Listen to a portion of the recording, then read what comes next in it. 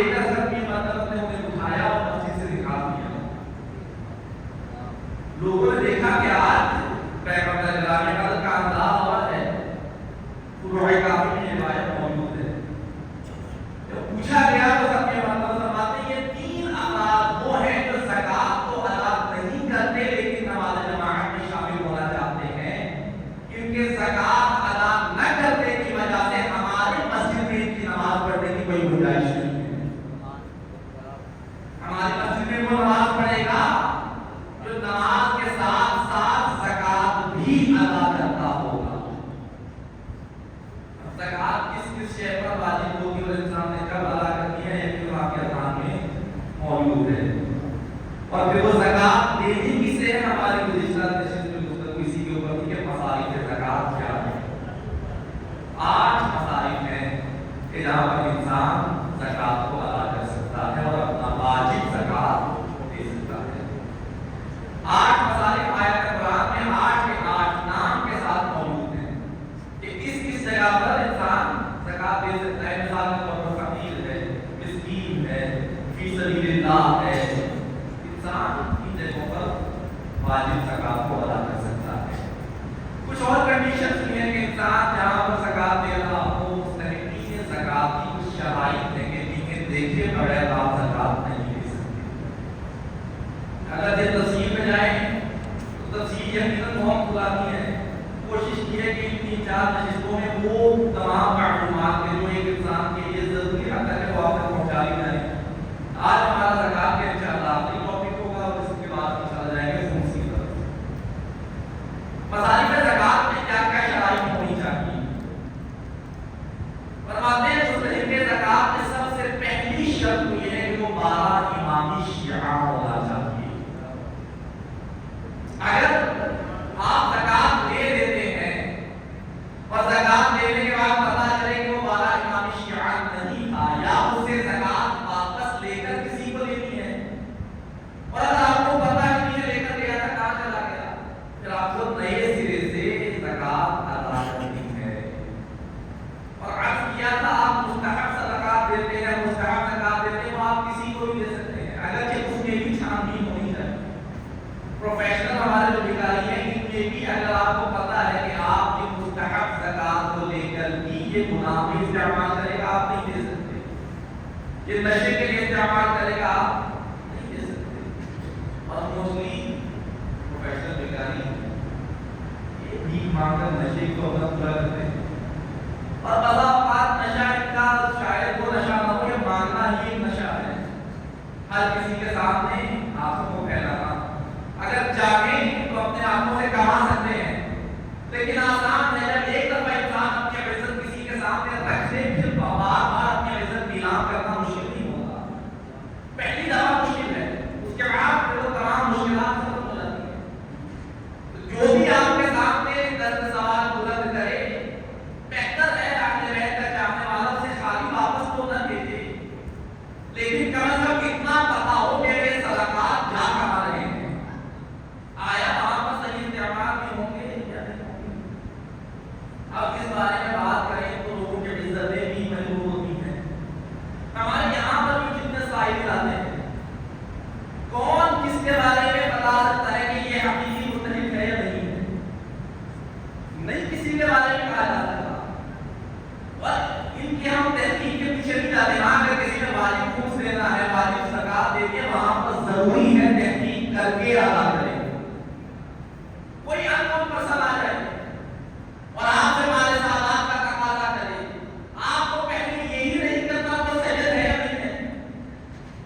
پھر اس کے بعد یہ کنفرمیشن بھی ضروری ہے وہ سید ہونے کے ساتھ ساتھ نماز کا پابند سید ہو. کہاں سے ویریفیکیشن آئے گی. ہاں پہلے ویریفائی کیجیے اس کے بعد جیسے مسجد جانے آپ اس کی اطاعت کریں. اور یہی کی بات ہے, ویریفیکیشن ہم نہیں کرتے کہ جو بھی آیا ہے چلے کچھ نہ کچھ یہاں سے لے کر جائے جائے سے خالی واپس نہ جائے. لیکن جس کسی کی ویریفیکیشن کی ہے کوئی بھی حقیقی مستحق نہیں ہوتا.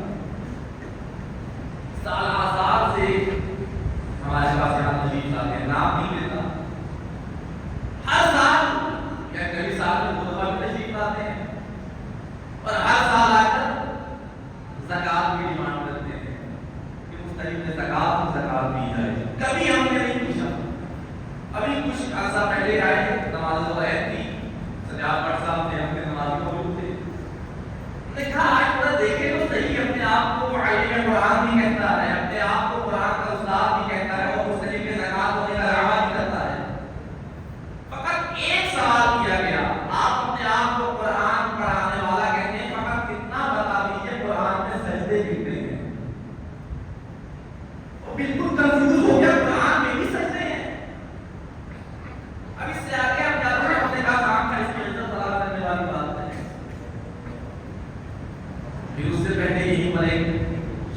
تشریف لائے، علاج کرواتا ہے، پتہ نہیں کیا کیا مسائل ہیں.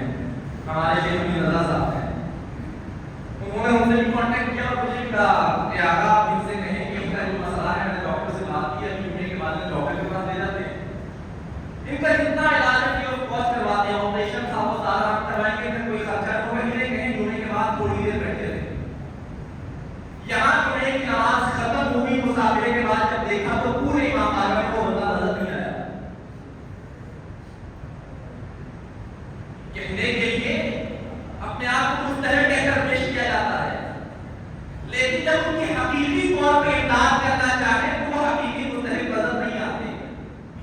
کیا ایسوں کو اپنا واجب صدقات، واجب زکات، مال سادات سے بلند کر سکتے ہیں؟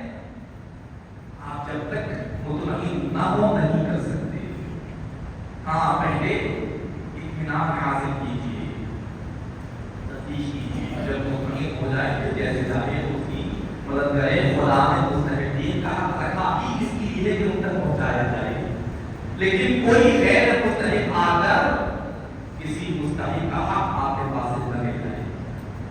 تو ایک شرط مانا امام شیعہ ہونا، دوسری شرط نمازی ہونا بھی ضروری ہے. اگر نمازی نہیں ہے تو رب اللہ نماز کا انکار کرتا ہے، اسے آپ نہیں لے سکتے.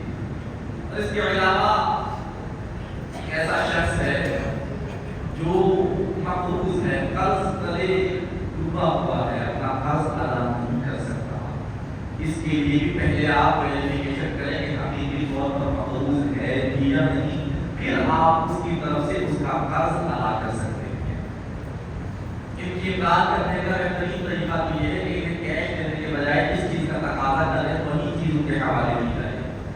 اگر کوئی میڈیسن کا تقاضا کرتا ہے اس کا علاج کروائیں، کوئی راشن کا تقاضا کرتا ہے، پیسے دینے سے بہتر ہے ان کے گھر راشن پہنچا دیجیے. کوئی لباس کا تقاضا کرتا ہے اسے لباس عطا کیجیے.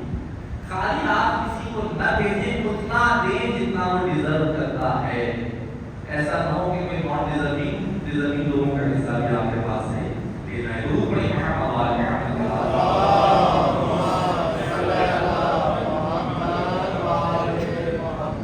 اب یہ کہہ کر لوگوں کی امداد کرنا بند مت کر دیجیے کہ اعلیٰ صاحب نے منع کیا ہے.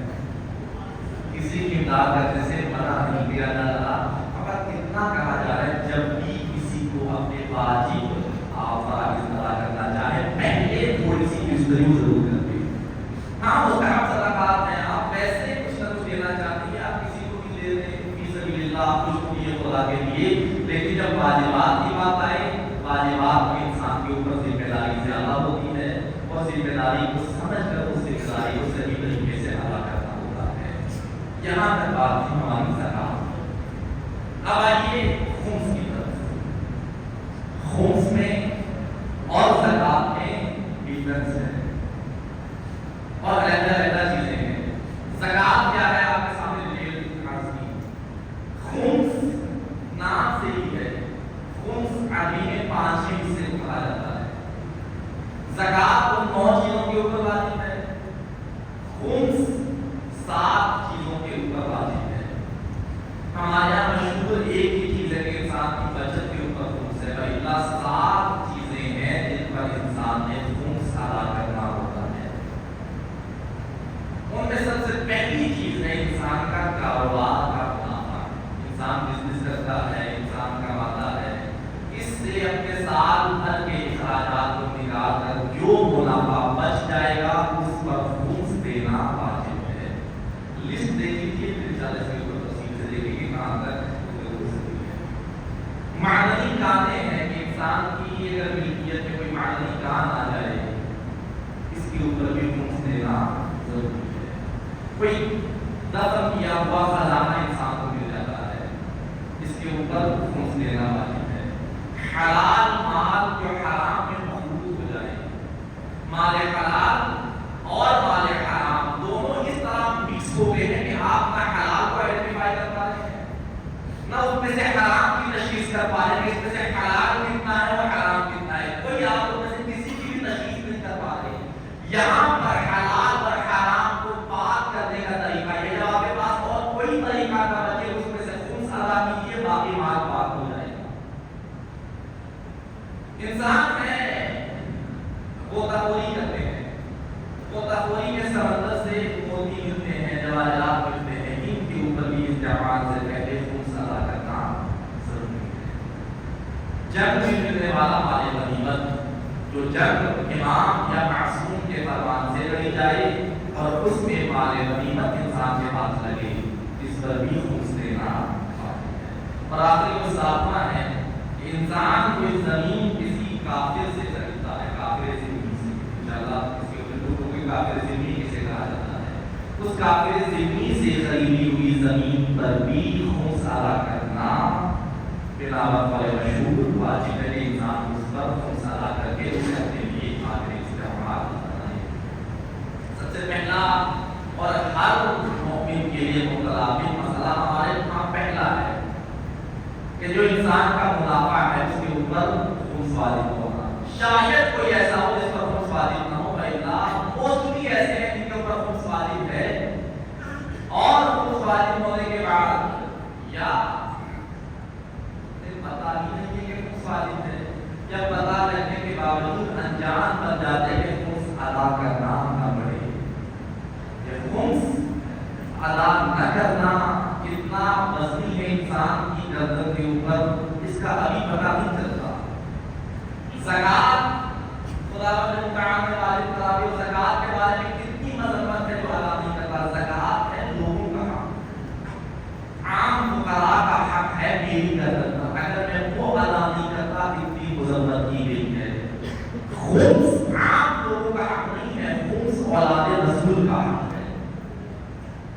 انسان سوچے گا عام لوگوں کا حق ادا نہ کرنے کی کتنی مذمت ہے، پھر اولاد زہرا کا حق ادا نہ کرنے کی کتنی سختی ہوگی، اس کی کتنی مذمت۔ کاروبار کا منافع، انسان تجارت کرتا ہے، کوئی جاب کرتا ہے اور پیسہ کماتا ہے، سال بھر اخراجات اپنے نکالنے ہیں، سارا سال خرچ کرنا ہے، اور خرچ کرنے کے بعد جتنا انسان کے پاس بچ جائے اس پر خمس نکالنا واجب ہے، 5واں حصہ اس کا نکالنا ہے، 20% بنتا ہے۔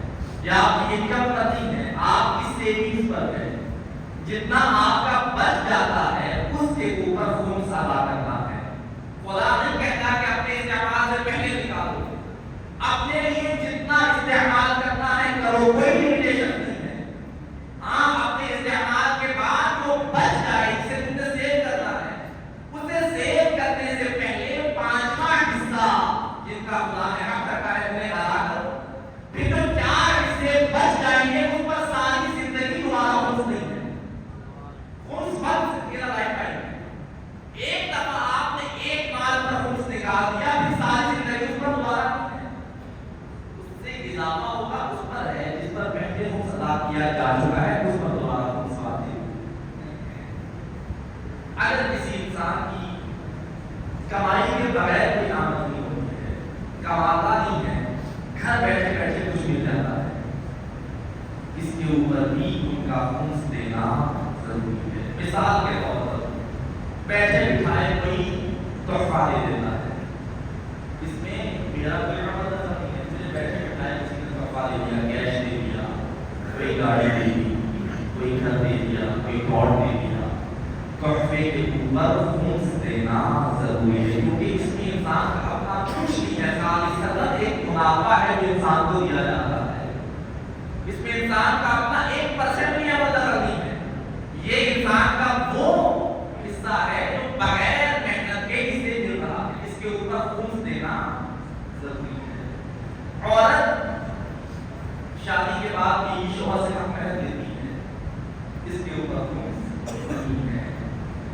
ہاں میراث، مہر، یہ وہ چیزیں جن پر خمس نہیں، کیونکہ قدرتی اشیاء ہے، مہر کے بغیر نکاح نہیں ہے، انسان کی وفات کے بعد میراث آٹومیٹکلی منتقل ہو جاتی ہے، میراث جب اولاد کے پاس جائے گی اولاد کو خمس دینا ان پر ضروری نہیں ہے۔ لیکن آج کل ٹرینڈ بہت ہے کہ انسان اپنی زندگی میں اپنی جائیداد اپنی اولاد کے نام کر دیتے ہیں، ہمارے جانے کے بعد جھگڑا ہو، ہمارے جانے کے بعد لڑے نہ، اپنی زندگی میں ہی جس چیز کا حصہ بنتا ہے اسے دے دیا جائے۔ آیا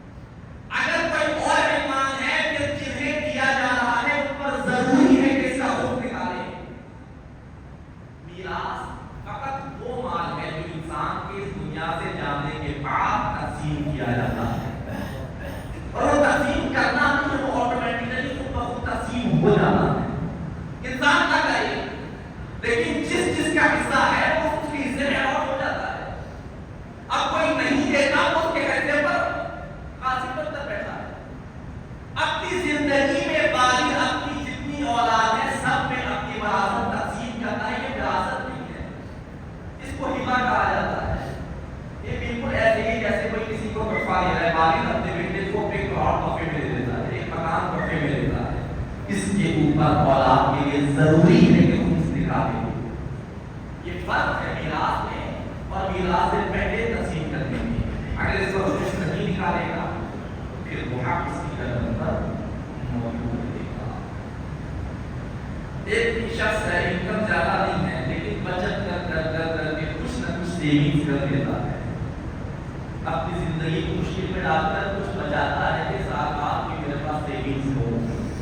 شریعت کہتی ہے اس سیونگز کے اوپر بھی خمس واجب ہے. شریعت نے نہیں کہا کہ اپنے آپ کو تنگی میں ڈال کے بچت کرو. شریعت نے کہا سال بھر جتنا خرچنا چاہتے ہو خرچو, جتنا بچ جائے. اب تم اپنے آپ کو تنگی میں ڈال کے بچاؤ یا آسائش کے ساتھ زندگی بسر کر کے بچاؤ, جتنا بچ جائے گا اس کے اوپر خمس دینا ضروری ہے.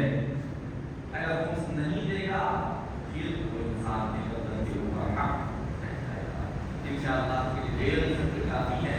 خدا تعالی زندگی توفیق خدا کا اعلان رہی تو اگلے دن انشاءاللہ یہ سے ہماری گفتگو آگے بڑھے گی کہ کس انداز میں خمس کی اور کیا کیا وجوہات انسان کی زندگی میں رہتی ہیں اور کس طرح سے انسان کا خمس ادا کرنا ہوتا ہے اور خمس ادا کرنے کا طریقہ کیا ہے. انشاءاللہ یہ گفتگو ہوگی. اردو میں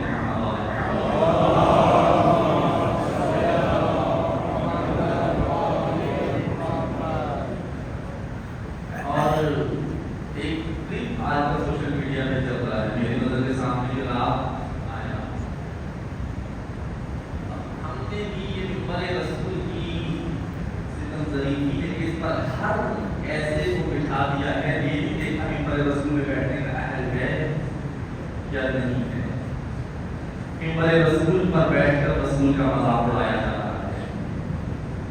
ممبر رسول پر بیٹھ کر شریعت کا مذاق اڑایا جا رہا ہے. ایسے ٹاپکس کے اوپر اختلافیوں کو کوشش کرتا ہوں گفتگو نہ کی جائے تاکہ اختلافات مزید نہ پھیلیں. لیکن کچھ باتیں ایسی ہیں اپنی شرعی ذمہ داری سمجھنے کے اوپر گفتگو کرنی ضروری ہے. چاہے کوئی ناراض ہو جائے, چاہے کوئی منہ موڑ لے, لیکن اپنا شرعی فریضہ ادا کرنا ہے. خطیب ہیں جن کو بڑے لوگ سنتے ہیں, نیچے سے بیٹھ کر ہر طرح کے نعرے بھی لگے ہوتے ہیں. اظہر حیدری صاحب کیا پڑھ رہے ہیں نماز جنازہ میں؟ پہلی تکبیر میں دعا کی جاتی ہے, اشہد ان لا الہ الا اللہ وحدہ لا شریک لہ واشہد ان محمدا عبدہ ورسولہ ارسلہ بالحق بشیرا ونذیرا بین یدی الساعۃ. خدا کی وحدانیت کی گواہی دی جاتی ہے, ختمی مطلب کی رسالت کی گواہی دی جاتی ہے, اور اس کے بعد یہ کہا جاتا ہے کہ میں اس محمد کی رسالت کی گواہی دے رہا ہوں کہ ارسلہ بالحق بشیرا ونذیرا, جسے خدا تعالی برحق بشارت دینے والا اور تنبیہ کرنے والا بنا کر بھیجا. قرآن کریم میں متعدد آیات ہیں کہ ختمی مطلب کو بشیر و نذیر کہا گیا ہے. کہ پیغمبر کرام قدر بشیر بھی ہیں اور نذیر بھی ہیں. اب وہ شخص ممبر رسول پر بیٹھ کر کیا کہہ رہا ہے؟ کہتا ہے دیکھو نماز میں تو کہتے ہو کہ ارسلہ بالحق بشیرا ونذیرا بین یدی الساعۃ, اور ایک ایسا غلیظ لفظ استعمال کر کے کہتا ہے دیکھو بشیر شاہ اور نذیر شاہ کا نام استعمال کرنے سے نماز نہیں ٹوٹتی, علی کا نام لینے سے نماز ٹوٹ جاتی ہے. کسے بشیر شاہ کہا جاتا ہے؟ بشیر سے مراد کیا ہے اس کے بارے میں بات کی جا رہی ہے. وہ جو رحمت للعالمین ہے, وہ جو وجہ تحلیل کائنات ہے, اور اسی بات کے اوپر مجمع سے ایسے نعرے لگے جیسے پتہ نہیں کون سا علمی نقطہ بیان کر دیا ہے. جتنا وہ ممبر سے یہ لفظ کہنے والا مجرم ہے اتنا خود تک کہنے والے بھی مجرم ہیں. کسی کی کیسے جرأت کے ختمی مطلب کے بارے میں کسی نجی محفل میں ایسی بات کر دیکھی جائے کہ بڑے رسول پر بیٹھ کر ایسے کہا جائے. ایک تو نماز کی توہین ہے, شریعت کی توہین ہے, سب سے بڑھ کر وہ ختمی مطلب کی توہین ہے, پھر ختمی مطلب کو بشیر و نذیر بنا کر بھیجنے والے کی توہین ہے. ذرا سوچا جائے کہنے والا کہہ کیا رہا ہے. کیا اتنی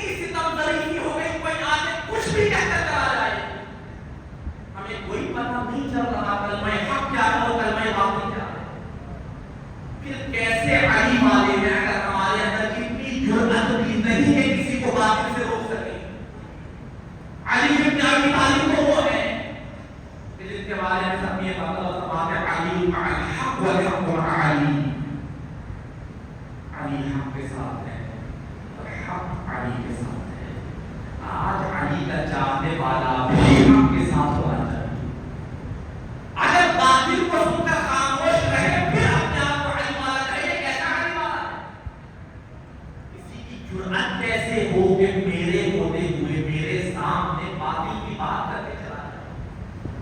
یہ فقط علماء کی ذمہ داری نہیں ہے، یہ فقط عمامہ پہننے والوں کی ذمہ داری نہیں ہے، آپ میں سے ہر فرد کی ذمہ داری ہے۔